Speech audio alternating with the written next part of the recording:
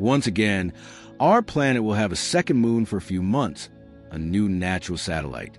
Occasionally, an asteroid from more or less remote parts of our solar system approaches Earth on its course and is trapped for a brief duration.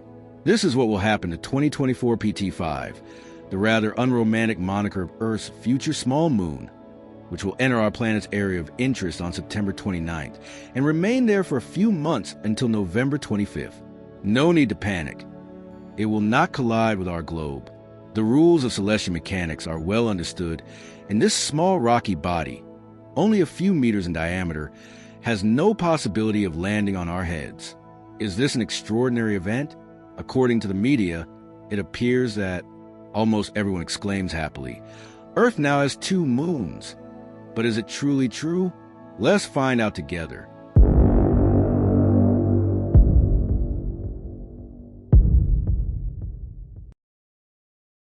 Asteroids, as everyone knows, are leftovers of the long process that allowed our solar system to form, which began 4.5 billion years ago. The sun's gravity caused dust and rocks in a significant area of space to consolidate and join, generating protoplanets.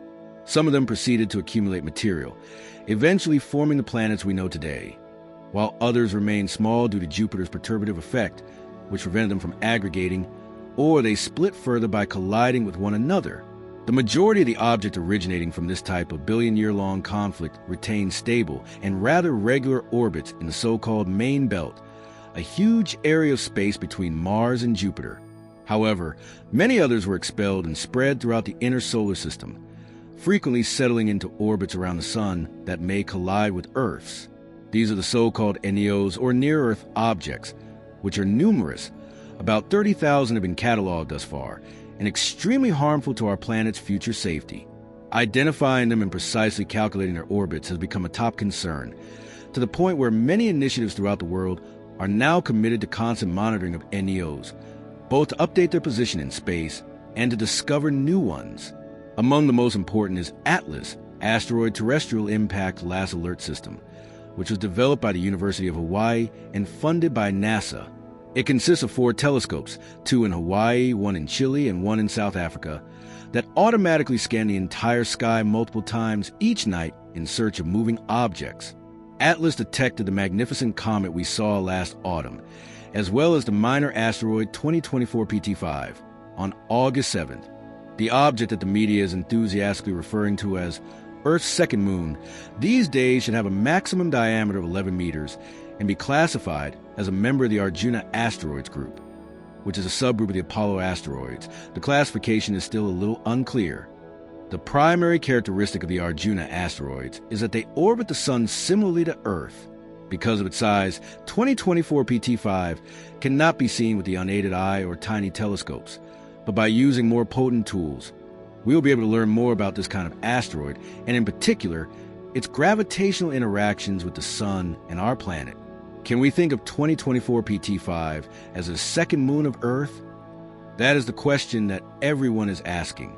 A moon can generally be defined as any celestial body that orbits a planet in a stable and distinguishable manner. The problem is that Earth's gravitational field may have caught the small asteroid. Will it complete closed circles around our planet? Even for a short time, we have to say no to these inquiries. If an object like 2024 PT5 completes at least one complete orbit around the planet before re-entering the Sun's orbit, it can be classified as a temporary natural satellite. Many people prefer to describe to it as a temporarily captured flyby if it doesn't complete an orbit. Furthermore, we have to admit that the situation we are discussing isn't even extremely uncommon. 1991 VG. The first mini-moon found in our cosmic neighborhood came to visit us from late 1991 to early 1992.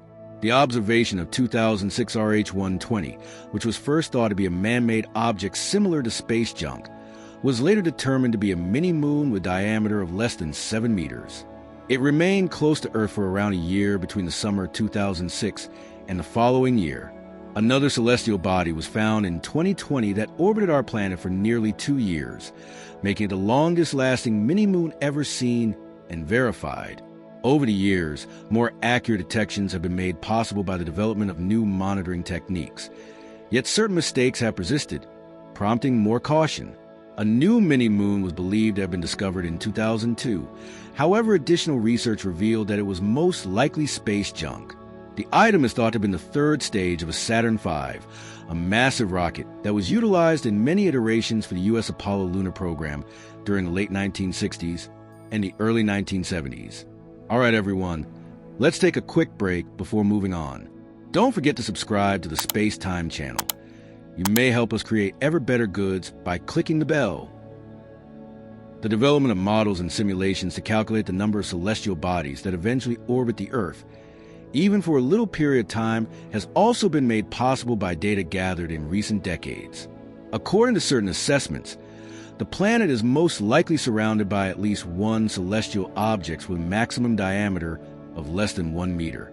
They are nearly usually overlooked, nevertheless, because they're small, which makes direct observation extremely challenging. There is nothing that prevents an asteroid larger than a meter from being captured and staying in Earth's orbit as a satellite for a specific amount of time, because the processes that result in the capture of asteroids in temporary orbits around Earth do not directly depend on size. Massive asteroids are less likely to be involved in this capture event, because little asteroids are obviously far more abundant than massive ones. However, aside from the phenomenon's rarity, nothing physically stops it. What mass and speed is necessary for an asteroid to be drawn into Earth's orbit by its gravitational pull without bouncing off of it or piercing the air shield? Like other gravitational processes, mass has no bearing whatsoever. The speed at which one approaches Earth should be extremely low, equal to or somewhat less than the escape velocity. Only then could Earth's gravity hold it in orbit. To become a true mini-moon, an asteroid must come within a relatively low distance from Earth, less than 1.5 million kilometers, and with an equally low speed, about 1 kilometer per second. Only under these conditions can the object be captured by Earth's gravity or at least have its trajectory altered. The day after its discovery, 2024 PT-5 reached its closest distance to Earth at about 568,000 kilometers, moving away with a relative speed of 1.37 kilometers per second. The initial conditions seemed promising for a complete capture.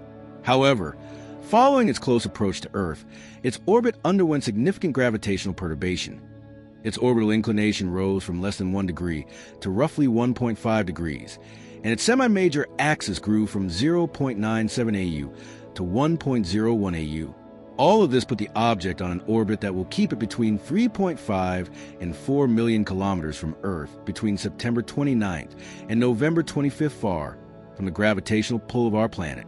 Because of this, 2024 PT-5 will come close, circle our planet, and then go in the other direction from whence it came, but it won't finish in orbit. Is there a straightforward explanation for this peculiar behavior? The topic of orbital mechanics is peculiar. Things are rather easy if you have a single object, like a planet, orbiting a star like our Sun, a more or less stretched ellipse, a nearly perfect circle, or a variety of other mathematical configurations could be the orbit. The planet's orbital period is the amount of time it takes to complete one full orbit around the star, and it usually stays quite consistent. The planet travels at a constant speed in a circular orbit.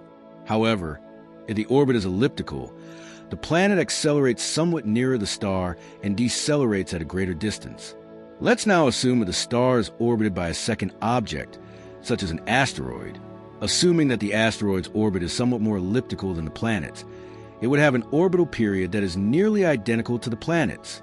Both would be seen orbiting the star from the outside, with each orbiting in almost the same amount of time. Even though the asteroid's average orbital speed is roughly equal to that planet, Kepler's third rule states that occasionally the asteroid will move somewhat faster than the planet and occasionally slower. In actuality, the asteroid slows down and lags behind when it travels on a portion of its orbit that is somewhat beyond the planet's orbit. It accelerates and advances when its orbit gets it nearer the star than the planet. And this pattern keeps happening. An observer on Earth would see this. But what if they were actually on the planet's surface instead? Well, they would be able to view the asteroid circling the planet from their fixed reference frame. However, because of the altered reference frame, this would simply be an illusion. Consider operating a vehicle in the middle lane of a 3-lane road to gain a better understanding of this.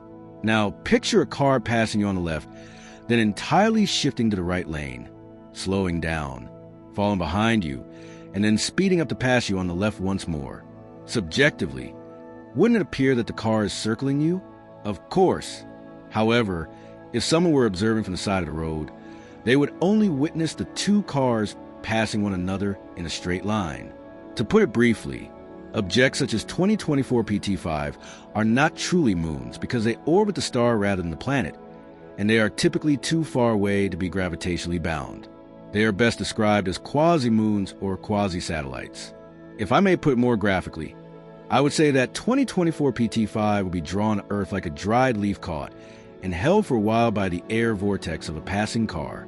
The track of the small asteroid in relation to Earth will be far more complicated than the example provided. To put it simply, the second moon of Earth will accompany us on our journey, although a little closer than normal. After that, it will start circling the sun again,